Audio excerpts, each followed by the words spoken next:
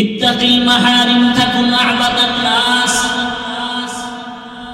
আল্লাহ নিষিদ্ধ জিনিস থেকে নিজেরে বাঁচায় রাখো, তাহলেই তোমার মর্যাদা দুনিয়া আখিরাতে বেড়ে যাবে। আল্লাহ বলেন হাত দিলাম ধরার জন্য, তার মানে যা মনে চায় তাই ধরবা হবে না। এই হাত দিয়া আল্লাহর কোরআনটা ধরো সওয়াব, এই হাত দিয়া বাইতুল্লাহর গিলাফ ধরো সওয়াব, এই হাত দিয়া ওই বাইতুল্লাহর পাশে গিয়া পাথর ঠোকাও জামারাত, মুজদালিফায় পাথর ঠোকাও সওয়াব। এই হাত দিয়া শয়তানকে পাথর মারো সওয়াব। হুজুরের পাথর মারতে গেছে, ব্যবসায়ীরে পাথর মারতে গেছে, পাথর মারতে গেছে শয়তান, শয়তানে পাথর মারে আরেকজন। এই দুনিয়ার সব নষ্ট, দুনিয়ার লোভে পড়ে নষ্টামি করে, কেউ টাকার লোভে পড়ে নষ্টামি করে, কেউ ক্ষমতার চেয়ার পাওয়ার লোভে গিয়ে জুলুম করে, এগুলি চলছে। হুজুর কেন উল্টা পাল্টা করে ক্ষমতার লোভ, হুজুর কেন উল্টা পাল্টা করে টাকার লোভ? কি সব হুজুরেরাই পবিত্র ভালো, সব হুজুরেরা খারাপ? জমিনের মধ্যে ভালো থেকে ভালো হলো একদল উলামা, আবার খারাপের তুলনায় সব থেকে খারাপ হবে একদল উলামা। কেন আমাদের দুনিয়া আল্লাহ পাঠাইলেন? আমাদের কাজ কি এটাই তো জানি না, চিনি না। আমি কে? আমি চিনি উল্টা ঠিকানা। ভাই আমাকে চিনুস না? আমি অমুক দলের নেতা, দায়িত্বশীল। এটা তো আসল পরিচয় না। আসল পরিচয় আমি একজন মুসলমান, আমি একজন মুসলমান। এর থেকে বড় পরিচয় কিছু নাই। আমি একজন মুসলমান, এটা আসল পরিচয়। নিজেকে যে চিনবে সে একদিন আল্লাহকেও চিনবে। আমরা তো নিজেদেরই চিনি না। একজনে বলে আমার চিনুস নি, আর একজনে কাহা চিনি না। তুমি নাপাক পানির থেকে আসছো, তোমার পেটের ভেতরে ময়লা, তোমাকে চিনি না মানি তুমি একদিন হাঁটতে পারো নাই, কথা বলতে পারো নাই, তোমাকে মশায় কামড় দিয়েছে, তুমি ফিরাইতে পারো নাই, তুমি এতটাই ছিলে দুর্বল। তোমাকে চিনি না মানি। জঙ্গল থেকে বান্দর আসে, বান্দর চিনেন আইসা দেখে বিশাল মাঠের ভিতরে একটা পাল, বকরি, ভেড়া, দুম্বা, সাথে একটা বাঘের বাচ্চাও। বাঘের বাচ্চা ওদের সাথে সাথে চলে, অনেক বড় হয়ে গেছে, কিন্তু বাহাদুরি করে সবাই। বাঘের বাচ্চা ওদের বাহাদুরি মেনে মেনে চলে। বানরের বুদ্ধি কম না বেশি? বাঘের বাচ্চার ফাঁকে দিয়া গোপনে পরামর্শ দিতে না গেছে, নিয়ে গেছে জঙ্গল, নিয়ে গেছে। এই তুমি কি? আমি কি? আমি তো চার পাওয়ালা জানো। তুমি যে বাঘ এটা বুঝো কি? ভেড়া, বকরি, দুম্বা, সব জঙ্গলের মধ্যে তুমি যে বাদশা, তুমি এটা বুঝো? না বুঝি না। গায়ে দিকে কানে ধরে টানতে নিয়ে গেছে পানির কাছে, কূপের কিনারে। আয়না আছে, এদিকে দেখ, চেহারাটা দেখছে, বাবার কথা, মায়ের কথা মনে পড়ছে। আমার মা তো এরকম ছিল। পানির মধ্যে তাকায় নিজের চেহারা যখন দেখছে, আমি তো বাদশা, আমি কেন বকরির গোলাম হয়ে থাকবো, ভেড়া দুম্বার গোলাম হয়ে থাকবো? আমি তো জঙ্গলের, আমার মা ছিল বাদশা, আমিও থাকবো বাদশা। আমার হুঙ্কারে গোটা জঙ্গল কাঁপে, পশু পাখিরাও কাঁপে। বানর কয় সেই হুঙ্কার বন্ধ রাখছো কেন? আমি তো নিজের এখনো চিনতে পারি নাই। পানির মধ্যে দিকে তাকাইয়া যখন চিনতে পারলাম, এবার তো আসল আওয়াজটা একটা হুঙ্কার দিল। যখন হুঙ্কার দিছে পুরো জঙ্গল কেঁপে উঠছে, বকরিরাও দৌড়। কি হইল বুঝলাম না। এইবার হয় এতদিন আমি নিজে চিনতে পারি নাই, এখন চিনছি আমি বাদশাহ। আমার বাদশাহী হালাতের চিৎকার দিয়েছি, কথা বেশি বলবা না, অবস্থা খারাপ হয়ে যাবে। আল্লাহ কয়, মানুষ তোরা আশরাফুল মাখলুকাত, জিনেরাও দামি না, তোরাই তো জমিনের বাদশাহ। মানুষ তোমরাই হবে আখিরাতে বাদশাহ। সেই মানুষ কেন ইহুদির গোলামি করো, বেঈমানের গোলামি করো, সুদখোরের গোলামি করো, ঘুষখোরের গোলামি করো? ওই ঘুষখোর তো তোমার চেয়ে বড় চোর। কি গরিব, তুমি তো বেতন নিয়ে কাজ করে খাও, আর টাকাওয়ালা সুদখোর ঘুষখোরেরা তো ওরা কামাই করে না, কাজ করে না, ওরা তো জুলুম করে গরিবের উপরে, সুদে টাকা লাগায়, গরিবের থেকে টাকা মেরে নেয়।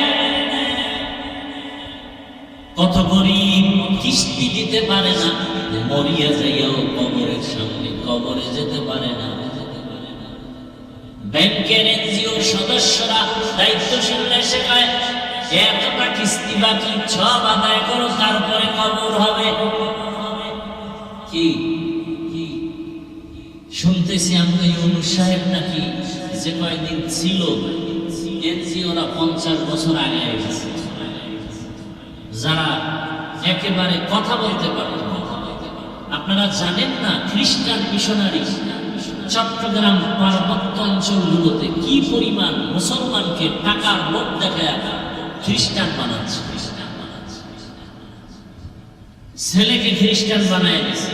উত্তরবঙ্গে যান, ওখানে ওরা স্কুল করে টাকা দিয়া, চাল দিয়া, বই দিয়া, সব দিয়া ওদের ধর্মে নিয়ে আসছে। আমাদের মুসলমান গরিব যারা,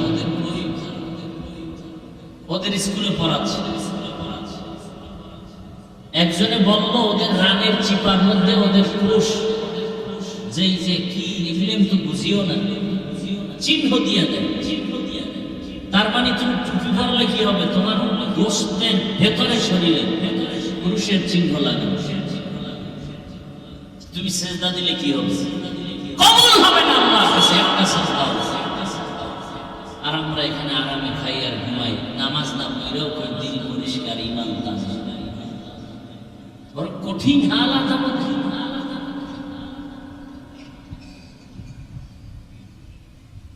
আলিফ লাম মিম যালিকাল কিতাব। আল্লাহর কোরআন এমন একটা কিতাব, লা রাইবা ফীহি, যার মধ্যে কোনো সন্দেহ নাই। সারা দুনিয়ার খ্রিস্টানেরা, ইহুদিরা মিলিয়েও আল্লাহর কোরআনের একটা আয়াতের মতো আয়াত বানাতে পারে নাই। সারা দুনিয়ার বেঈমানেরা অপচেষ্টা চালাইয়া আল্লাহর কোরআনের মধ্যে একটা ভুল বের করতে পারে নাই। আল্লাহ বলেন, এই কোরআন আমি দিলাম কেন? আল্লাহ বলেন, আমি মুত্তাকি যারা আল্লাহকে ভয় করে তাদের হেদায়েতের জন্য। মুত্তাকি কাকে বলে? যে গুনাহ থেকে নিজেকে বাঁচায় রাখে, সে মুত্তাকি। বুঝে থাকলে বলেন, যে গুনাহ থেকে নিজের বাঁচায় সে কি হেদায়েত করে নাই? আল্লাহর কোরআন বলেন, হুদাল লিল মুত্তাকিন, মুত্তাকিনদের জন্য কোরআন হেদায়েত। প্রশ্ন, মুত্তাকি তো হেদায়েতের উপরে আছে বিধায়ী মুত্তাকি, তাকে আবার কিসের হেদায়েত করবে? প্রশ্ন আছে না নেই? মুফাসসিরিনে কেরাম বলে, আমরা যে নামাজে দাঁড়াইয়া সবাই পড়ি ইহদিনাস সিরাতাল মুস্তাকিম, সিরাতাল্লাযীনা আন'আমতা আলাইহিম গায়রিল মাগদুবি আলাইহিম ওয়ালাদ-দাল্লিন।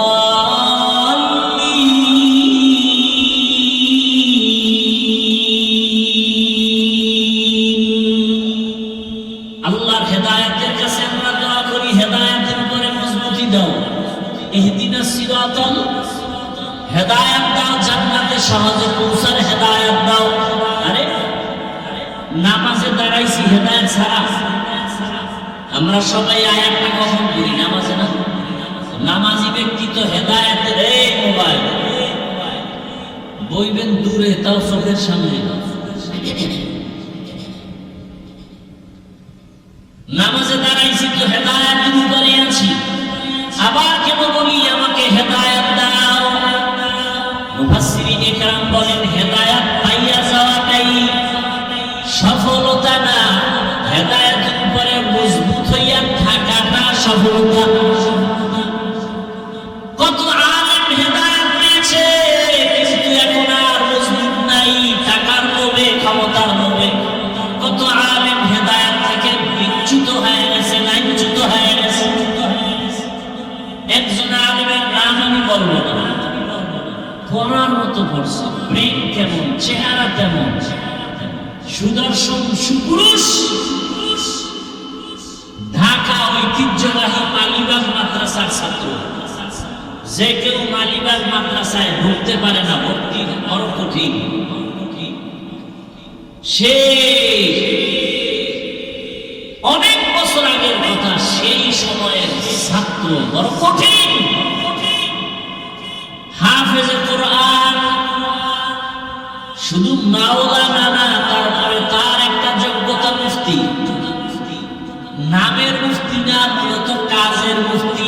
লেখাপড়া ভালো করেছে, হাফেজ, মাওলানা, এরপরে মুফতি। ঢাকার শহরে মসজিদে তারাবির নামাজ পড়াইলেন, 5 ওয়াক্ত নামাজের ইমামতি করে। বর্তমানে সে নাস্তিক, মুসলমানের ফিডার ভাই হয়ে গেছে। এখন সে প্রশ্ন উঠায় বারবার, কোরআনের আয়াত কয় সুন্দর, হাদিস কয় সুন্দর, মুফতি তো বিশুদ্ধ তেলাওয়াত, এত নাম্বার আয়াত, এত নাম্বার হাদিসের মধ্যে এই ভুল, আল্লাহর এই অন্যায়, নবীজি এই অন্যায় করছে। তাসলিমের লাগে তালসাল মিলাইয়া লাইভে এগুলি পর্ব আকারে চলতেছে। আপনি নাউজুবিল্লাহ করে লাভ কি? বাংলাদেশে নাস্তিক আছে না নাই? আপনি নাউজুবিল্লাহ হইল কি? মিয়া, হিন্দুরা পূজা করতে পারে না আপনাদের বীরের কারণে। কত বড় নিম্নে নেমে গেছে। অহনে গিয়া সন্তেষ খাইতেই হবে, নাইলে জিব্বা ঠান্ডা হবে না। কই হিন্দুরা তো আমি ঈদগাহ এসে ডিস্টার্ব করে না, কি আছে? মাহফিলে এসে ডিস্টার্ব করে। আপনাদের লজ্জা এত কম কেন? আবার গিয়া স্লোগান দেয় ধর্ম যার যা। কেমনে বানাইছে তাও তো বড় কঠিন কথা। বানাইলো কেন? না স্বপ্নে কেউ জানাই দিছে। আজকে থেকে সেই তাদেরকে বলো বিবাহ যার যার বউ সবার, ঠিক হইলে ছেড়ে দাও সব রাস্তায়। আর দিছেও তো নাইট ক্লাব, কি ডে ক্লাব না নাইট ক্লাব? নাইট ক্লাবে কি হয়েছে? বউ রদ বদল হয়, ফ্রি মাইন্ড। কেউ কিছু বললে বলবে ডোন্ট মাইন্ড।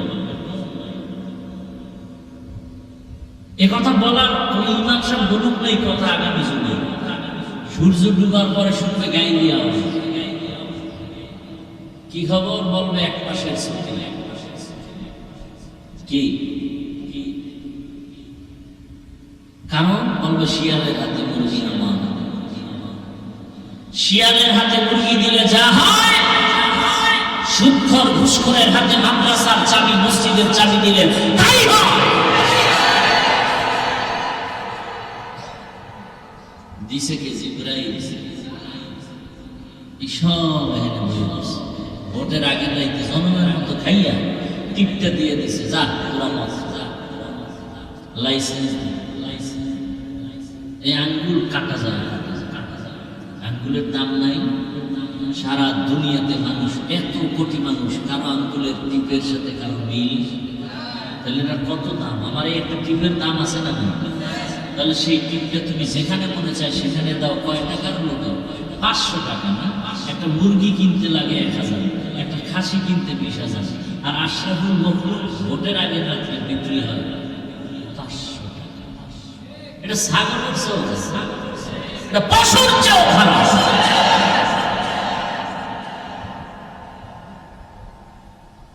পশু কিনতে, একটা গরু কিনতে কত?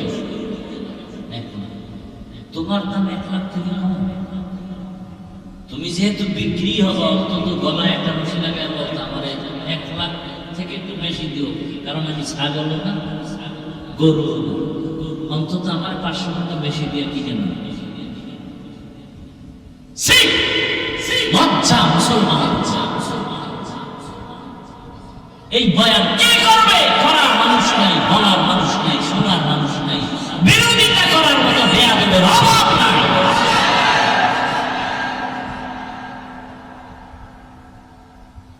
বলবে বক্তা বা মোবাইল বাদ দেওয়া যাবে, বক্তা বা এদেশে বক্তার অভাব। নতুন নতুন বক্তা, নতুন নতুন বক্তা। দেড়াতের বক্তা 2 হাত নাই, চমক। 1.5 হাতের বক্তা 2 হাত, চমক। হায় ইত্তাকিল মাহারিম তাকুন আবাদান নাস। রাগ করেন না? কি মনে করেন আপনারা রাগ করলে আমি ভয় দৌড় দিব? হ্যাঁ,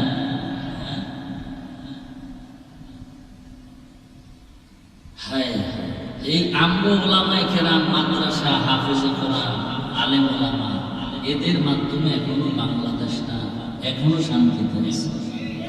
এখন আর সে আলেমদেরকে গালি দেওয়া, ফেসবুকে বিরোধিতা করা এখনো বন্ধ করে নেই। কিছু বেয়াদব আছে, অসমাহফিলে বাধা দেবে হিন্দু খ্রিস্টানরা, বাধা দেয় মুসলমান। চিন্তা করতে পারে কেমন মুসলমান, কেমন মুসলমান। আল্লাহ কোরআন দিলেন হেদায়েতের জন্য। আর এক আয়াতে আল্লাহ বলেন আমি কোরআন কেন অবতীর্ণ করলাম? শাহরু রমাদানাল্লাযী উনজিলা ফীহিল কুরআন হুদাল লিন-নাস ওয়া বায়্যিনাতিন মিনাল হুদা ওয়াল ফুরকান।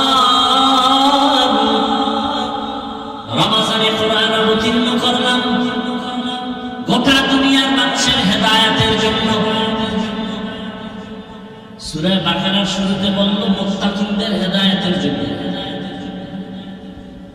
আর এই আয়াতে বলল গোটা দুনিয়ার মানুষের হেদায়েতের জন্য। প্রশ্ন, হে মালিক, দুনিয়ার সব মানুষ কেন হেদায়েত পায় না? এর সংক্ষেপ জবাব আল্লাহ নিজে দিয়ে বলেন ওয়াল্লাযীনা জাহাদু ফীনা লানাহদিয়ান্নাহুম সুবুলানা ওয়া ইন্নাল্লাহা লামা'আল মুহসিনিন।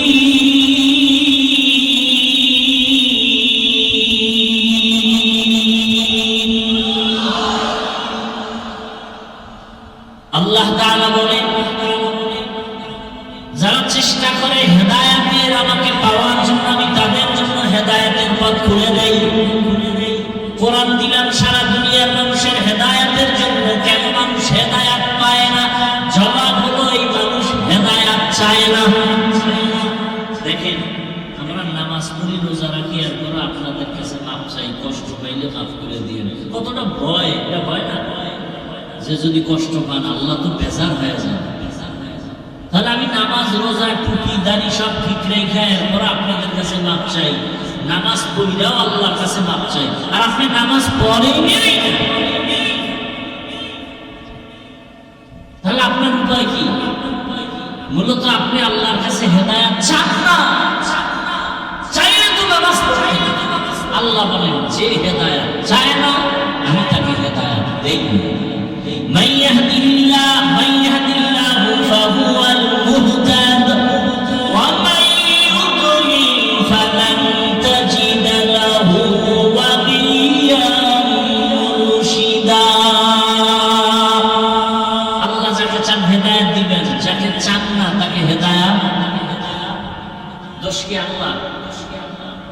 হেদায়েত চাইলে আল্লাহ দিবেন, না চাইলে দিবেন না।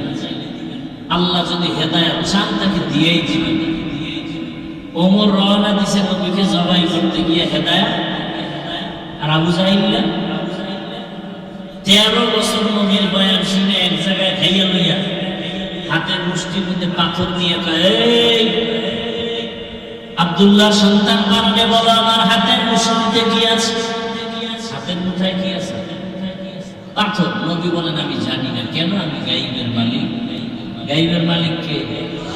কুল্লা ইয়ালামু মান ফিস সামাওয়াতি ওয়াল আরদিল গায়বা ইল্লাল্লাহ।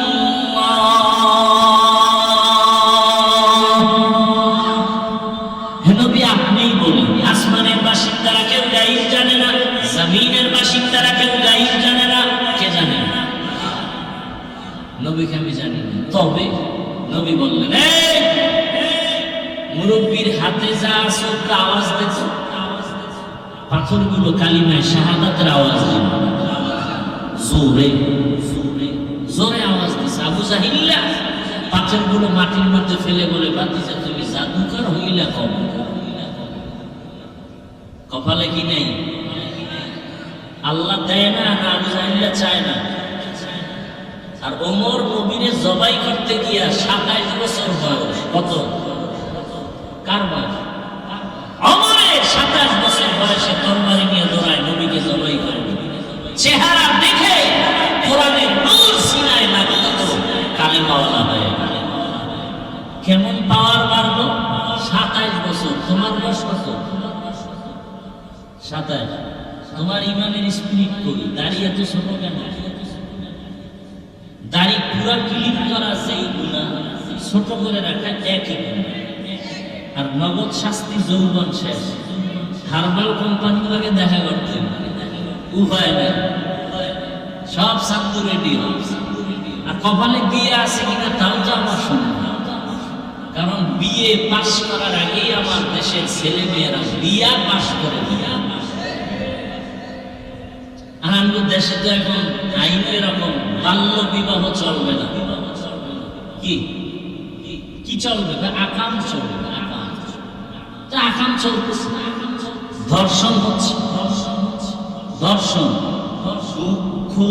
খুন, গুম, দুর্নীতি, চারটা বিদ্যুৎ গতিতে চলতেছে। ধর্ষণ, এই বয়সে তো এই পরিমাণ ইদানিং যা শুনতেছি, ধর্ষণের অপরাধ, খুন, দুর্নীতি, গুম, কি রাতের ঘুম, সব শেষ। কিডন্যাপ করে নিয়ে যায়। সৌদি আরবে গেলাম, বাঙালিরা বলে আমরা বাঙালিকে ধৈর্য কিডন্যাপ করে টাকা দাবি করে নিয়ে। সৌদি আরবের অবস্থা এমন যে বাঙালি সব উদাও করে। আমরা দোষে আমরা ধরা পেয়ে আছি বিভিন্ন দেশে। আমি প্রবাসীদের থেকে শুনছিলাম, কান্না করে বলেছে বাঙালিরা বিদেশিদের কারণে কষ্টে নাই, আমার দেশি ভাইদের কারণে আমরা কষ্টে আছি। আফসোস, আল্লাহ আমার প্রবাসী ভাই বোন মা বাবা যারা আছেন সবাইকে ইজ্জতের সাথে হেফাজত, শুধু হেফাজত না, ইজ্জতের সাথে। হ্যাঁ, ইজ্জত বড় জিনিস, টাকা পয়সা বড় কিছু না, ইজ্জত বড়। আজকে যুবক, তোমার কারণে কত মা বাবা সমাজে দেখাইতে পারে তুমি কেমন অভিশপ্ত সন্তান। তওবা করো, এখনো সময় আছে। হে যুবক, তোমার মতো যুবক কি 5 ওয়াক্ত নামাজি দাড়িওয়ালা স্কুলে পড়ে, কলেজে পড়ে নাই? তুমি পারো না। আমার মতো হুজুর হওয়ার দরকার নাই। তোমার লাইনে তুমি ভালো হয়েছ, ভালো ডাক্তার হও, ভালো ইঞ্জিনিয়ার হও, ভালো প্রফেসর হও, ওসি ডিসি এসপি, ভালো আদর্শবান হও, বেয়াদব হইও না। ডাক্তার জাকির নায়েকের নাম কে না জানে? কত সুনাম তার টাকার কারণে, কি ক্ষমতার কারণে। সুন্দর আদর্শ। আমি চাই যুবক তুমি ডাক্তার হও, সুনাম ধন্য ডাক্তার। আজান হবে, নামাজে যাবে, মুমিরাও নামাজ পড়বে, নামাজের পরে তেলাওয়াত হবে, মা বাবার জন্য দোয়া হবে। এর পর্দার আড়ালের আম্মা জানেরা, বোনেরা, আপনাদের মতো কত মা কত বোন এই এলাকায় আছে, পর্দা করে স্বামীর মাল হেফাজত করে কোরআন তেলাওয়াত করে নাই? ভিন্ন মা বোনেরা আপনারা স্বামীর টাকা খরচ করে গুনার পথে কেন দৌড়াচ্ছেন? মার্কেটে মার্কেটে দৌড়ান। কয়েকদিন আর এরকম করবে? ক্ষতিটা তো নিজের করেন নাই, করছেন আপনার সন্তান নষ্ট। আপনার স্বামীর মাল নষ্ট করেন নাই, আপনার নিজের ক্ষতি নিজে করলেন। এক সময় আপনার সন্তান যেদিন আপনারা দুনিয়াতে থাকবেন না, মনে মনে ধিক্কার দিবে আর বলবে আমার মা বাবা এতটাই খারাপ, আমার মা বাবার চরিত্রের কারণে আমি সন্তানটা ভালো হতে পারি নাই। আমার মা বাবা সারাটা দিন ঝগড়া করত, আমার আম্মু জান আমার বাবার টাকা নিয়ে মার্কেটে মার্কেটে ঘুরত, মোবাইল নিয়ে সময় কাটাতো, সারা রাত মোবাইলে গুণা করত। ওই মা বাবাকে সন্তান ধিক্কার জানাবে আর চোখের পানি ফেলবে আর বলবে কেন ভালো হতে পারলাম না। আবার আম্মা জানেরা, আপনাদের মতো কত মা কত বোন যারা পর্দা করে নামাজ পড়ে, স্বামীর মাল হেফাজত করে, সন্তানটাকে আদরওয়ালা বানায় দেয়। ওই সন্তানটাও কোনো একদিন আল্লাহর কাছে শুকর আদায় করে দোয়া করবে, হে আল্লাহ আমার মা বাবার জীবন ধন্য, আমার মা বাবার কারণে আমি আজ ভালো হয়েছি। আমি ডাক্তার হলে আমি কোরআন পড়তে জানি, আমি ইঞ্জিনিয়ার হইয়াও কোরআন পড়তে জানি। আমার মা বাবার অবদান, আমার মা বাবার আদর্শের কারণে আমি আজকে ওসি হইয়াও কোরআন পড়তে পারি। ইসলাম সম্পর্কে অনেক ধারণা আমার। কত ওসি ডিসি নামাজ পড়ে না, আর আমি ওসি হইয়া নামাজ পড়ি, ডিসি হয়ে নামাজ পড়ি, আবার আমি পুলিশ বিডিআরের চাকরি করি, নামাজ পড়ি। আমার মা বাবাকে দেখতাম কখনো দুইজনে ঝগড়া করে নাই। আমার বাবা কখনো মাকে ধমক দিয়া কষ্ট দিয়া কথা বলে নাই। এটা গুণের কথা না? সন্তান বলবে আর দোয়া করবে। ও বাবা জানেরা খেয়াল করেন, আপনার সন্তান একদিন আপনার জন্য দোয়া করবে আর বলবেন আমার বাবা কোনোদিন মোবাইলে বাজে জিনিস দেখে নাই, আমার বাবা মা কাজ করত, মায়ের কাজের সাথে সহযোগিতা করত, আমার বাবা আমার মায়ের সাথে কোনোদিন ঝগড়া করে নাই, গালি দেয় নাই। দোয়া করবে। এমন মা বাবা কি হতে পারলে যে আপনি মরিয়া গেল সন্তান আপনার জন্য দিল করে দোয়া করবে? জীবনে তো মনের ঝাল মিটে মুনাফা করেন নাই, মনে চাইছে টাকার গরমে পার্কে যাবেন, দৌড়ায় গেছেন, বিভিন্ন রিসোর্টে দৌড়াবেন, দৌড়াইলেন, টাকার গরমে কত মোবাইল কিনলেন, ফালায় দিলেন, কিনলেন ফালায় দিলেন, নাচ গান দেখলেন, আড্ডা দিলেন, গুনাহ করলেন। এরে আম্মা জান আর কত, এখন কি তওবা করা যায় না? আপনারা তো হাফেজে কোরআনের মায়ের মতো দামি মা, আপনারা তো আলিমদের মায়ের মতো দামি না, খাদিজা রাদিয়াল্লাহু আনহার মতো দামি নারী, আপনারা তো ফাতেমা রাদিয়াল্লাহু আনহার মতো দামি নারী, আপনারা তো আয়েশা রাদিয়াল্লাহু আনহার মতো দামি নারী। আরে আম্মা জান, এই দুনিয়াতে কে না জানে ফেরাউনের নাম? জানেন না? বলেন তার স্ত্রীর নাম কি? এই আসিয়ার ইতিহাস তো অবশ্যই জানেন। নবী জীবনের কিয়ামতের দিন জান্নাতের একটা দরজা খুলিয়া চারজন নারীকে বারবার ডাকবে, আসো। জান্নাতের দরজা খোলা, যেখান দিয়ে ঢুকবা সেখান থেকে তোমার জান্নাতের বিছানা রেডি। কয়জন নারীকে ডাকবে? চারজনের মধ্যে একজন নারী হবে আসিয়া। নবী বলেন জান্নাতের ভেতরে ফেরাউনের স্ত্রী আসিয়ার সাথে মুহাম্মদের সাথে বিবাহ হয়ে যাবে। ও আম্মা জানেরা, আপনার স্বামী তো ফেরাউন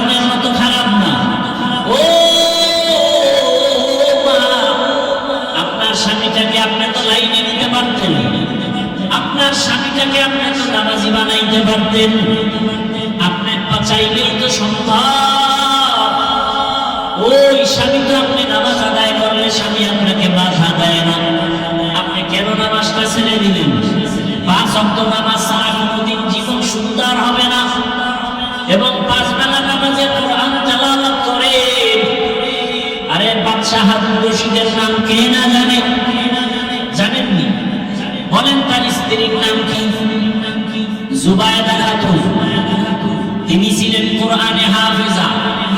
এত বড় বাদশাহ হারুন রশিদ, যার নাম সারা দুনিয়াবাসী জানে, তার স্ত্রী জুবায়দা খাতুন, যার নামে এখন মক্কা নগরীতে মহারাজ জুবায়দা এখনো আছে। ওই জুবায়দা কোরআনে হাফেজা, তার ঘরে 100 নারী কাজ করত। কাজের নারী ছিল 900, সবাই কোরআনে হাফেজা। জুবায়দা খাতুন সিদ্ধান্ত করে দিল, আমি জুবায়দার ঘর কোরআনের আওয়াজ দ্বারা পরিপূর্ণ থাকবে, একটা সেকেন্ডে যেন কোরআন তেলাওয়াতের বাইরে না যায়। জুবায়দা ওই 100 মহিলাকে টাইম ভাগ করে দিল, তুমি এত মিনিট কোরআন তেলাওয়াত করে কাজে যাও।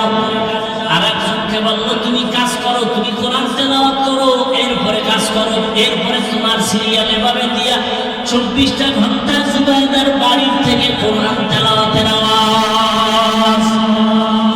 আল্লাহর কসম, যেই ঘরে কোরআন তেলাওয়াতের আওয়াজ হবে, ওই ঘর রহমতের ফেরেশতারা পাহারা দিবে। কারা পাহারা দিবে? রহমতের ফেরেশতারা পাহারা দিবে। আরে আম্মা জান, আপনি পারেন না অন্তত কমপক্ষে 5টা সূরা 5 ওয়াক্ত নামাজে তেলাওয়াত করেন, ফজরের নামাজ আদায় করেন। মোবাইলে ঘন্টাকে ঘন্টা সময় কাটাইলেন, 20 মিনিট সময় দিয়ে ফজরের 4 রাকাত নামাজ পড়তে পারেন না। মোবাইলে কয় ঘন্টা দিছে? সারা রাত, ঘন্টাকে ঘন্টা, ঘন্টাকে ঘন্টা। রাত্র 1টা কখন বাজলো খবর নাই, 2টা কখন বাজলো খবর নাই, 3টা কখন বাজলো খবর নাই, 4টা কখন বাজলো খবর নাই। মোবাইল চালাইতে চালাইতে ফজরের আগে ঘুম। মাত্র 20টা মিনিট সময় দিয়ে 4 রাকাত ফজরের নামাজটা পড়তে কি ক্ষতি ছিল রে আম্মা জান? ফজরের নামাজ আদায় করার পর আল্লাহর কোরআনটা খুলিয়া সূরা ইয়াসিন তেলাওয়াত করতে আপনার ঘর বরকতের রিজিকে দ্বারা ভরপুর হয়ে যেত। আবার যোহরের নামাজের পরে সূরা ফাতিহা, ইন্না ফাতাহনা লাকা ফাতহাম মুবিনা লিয়াগফিরা লাকা আল্লাহু মা তাকাদ্দামা মিন যামবিকা ওয়া মা তাআখার ওয়া ইউতিম্মা নি'মাতাহু আলাইকা ওয়া ইয়াহদিয়াকা সিরাতাম মুস্তাকিমা। আসরের নামাজ আবার 4 রাকাত আদায় করে মা 30তম পারা সূরা নাবা, আম্মা ইয়াতাসাআলুন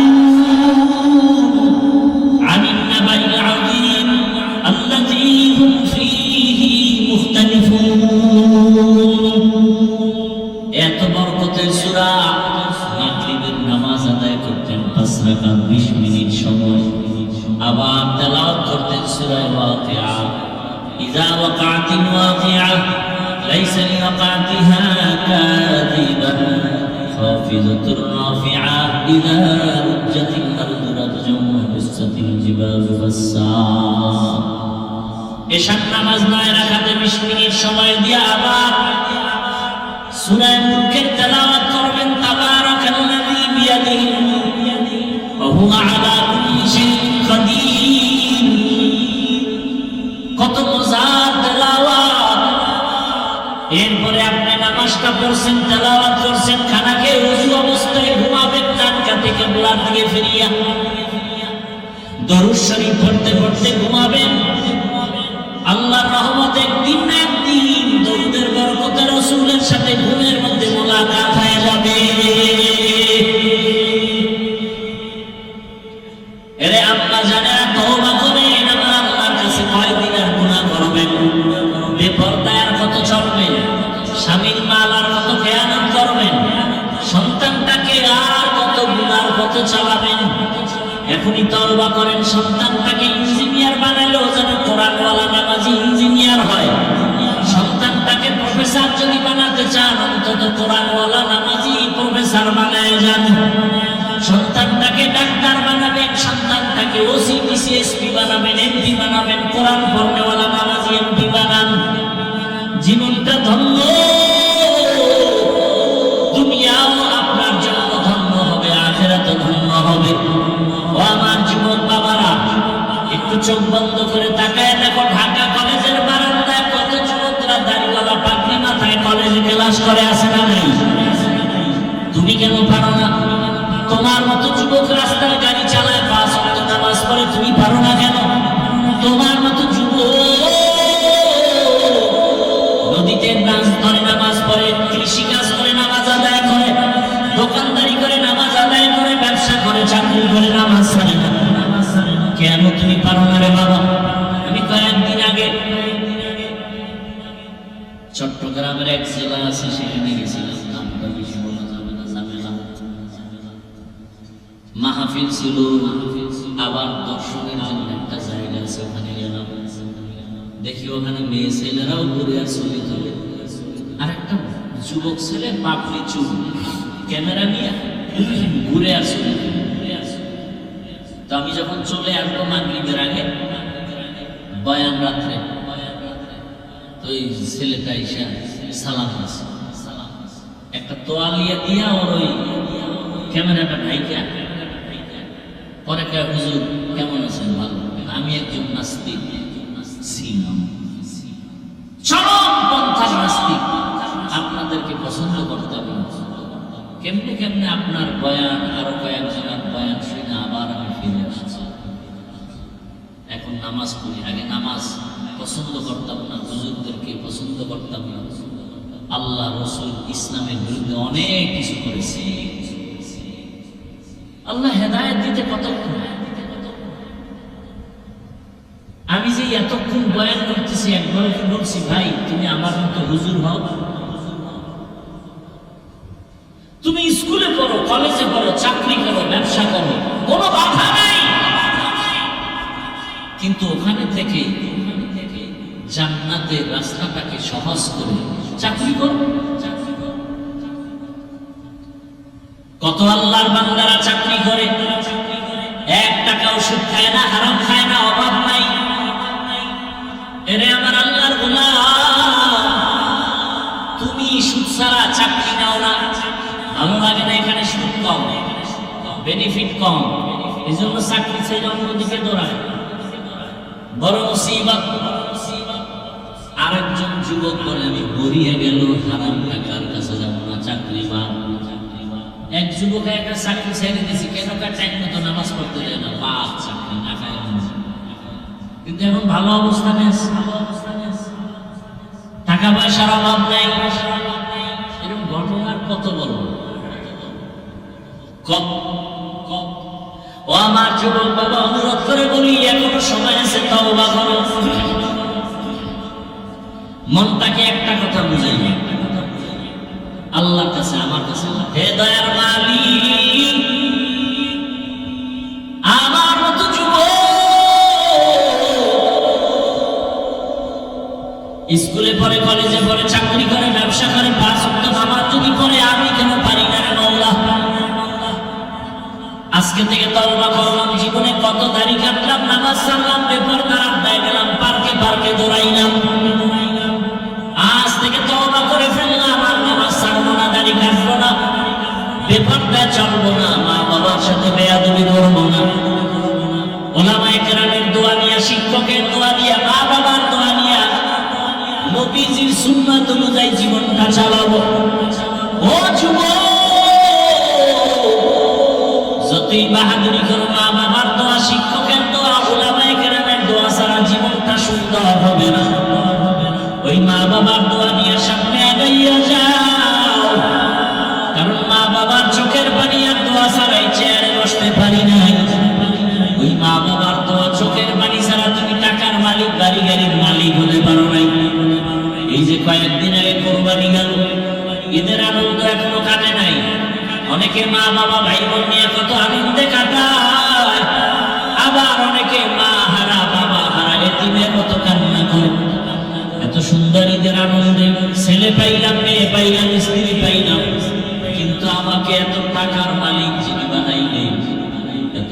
করে আমার এই জীবনটা যিনি গড়ায় দিলেন, যে মা আজ দুনিয়ায় নেই।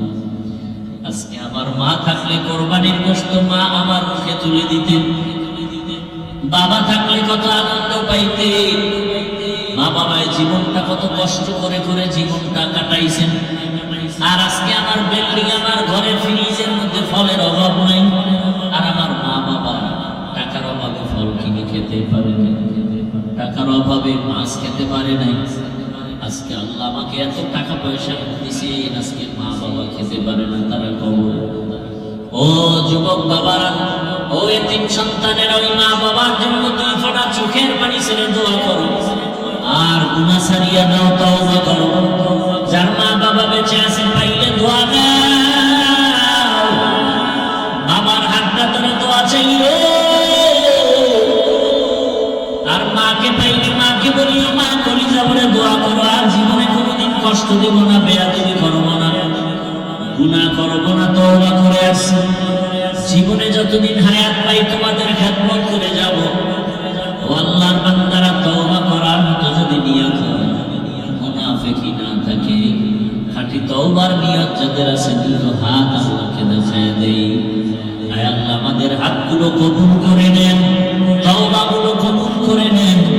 আয় আল্লাহ, মা বাবার দোয়া, শিক্ষকের দোয়া, ওলামায়ে কেরামের দোয়া, পরামর্শ দিয়ে নবীজির সুন্নাত অনুযায়ী চলার মতো তৌফিক দান করেন। আমিন। আলহামদুলিল্লাহি রাব্বিল আলামিন। والصلاة والسلام على سيد الأنبياء والمرسلين